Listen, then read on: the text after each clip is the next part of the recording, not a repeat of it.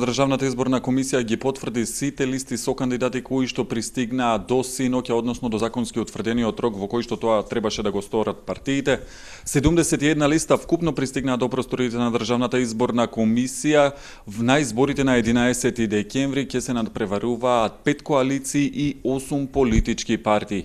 Како што спомнав, ДИК ги потврди сите листи со неколку забелешки до неколку партии и коалиции кои што не доставиле одреден дел од документацијата која што се однесува на кандидатите за пратеници, при што им даде рок на овие политички субјекти да ги исправат овие нерегуларности и истите повторно листи ги врата до Државната изборна комисија. Тие, откако ќе ги добијат забелешките од ДИК, ќе имаат рок од 48 часа да ги достават овие забелешки. Забелешките на ДИК се однесуваат на недоволна застапеност на жените, тоа е случај со коалицијата за промени и правда, потоа некои од партиите исто така не доставиле и докази за неосудуваност. Еве дел од расправата во Државната изборна комисија во однос на листите со кандидати за пратеници.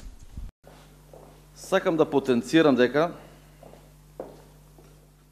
оваа Социјалдемократска партија на Македонија има предложено кандидати за пратеници, односно носители, со исти имена и презимина или слични, како претходно утврдената листа на Социјалдемократскиот сојуз на Македонија заедно со коалицијата.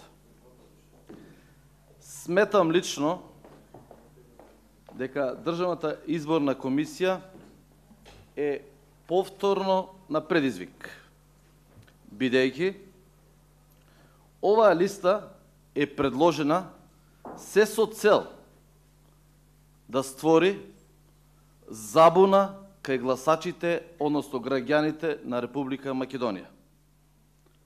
Сметам дека оваа се умислени дејствија на таа партија.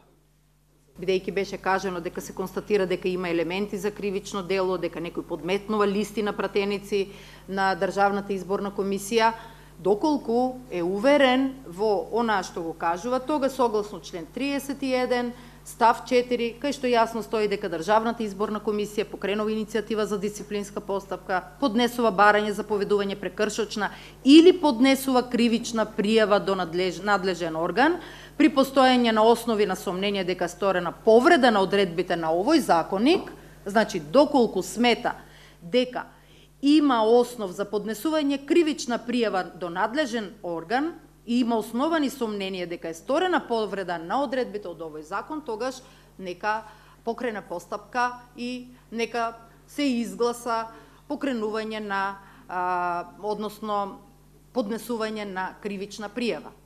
Ако гледаме и регистарот на регистрација на овие политички партии, ова е регистрирана 15.4.2016 година.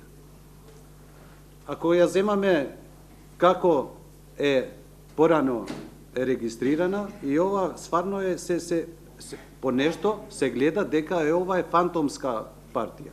Извини на израз, нема да никој да навреда. Меѓутоа, поделување, што значи партијата? Не само да регистрира партијата, да учествува токму на избори. Меѓутоа, не да учествува да прави нерегуларности или да биде пандом на нешто што може да влие во изборниот процес. И недоследности кои се ставени на секоја кандидатска листа. Рокот е законски 48 часа, ако тоа не постапи, се знае кое е решението на Државната изборна комисија. Најинтересен ќе биде дуелот во четвртата изборна единица. Никола Груевски и Зоран Заев се во оваа изборна единица, но освен нив таму исто така се и Слободан Богоевски од коалицијата за промени и правда и Љупчо Ѓорѓиевски од коалицијата ВМРО за Македонија.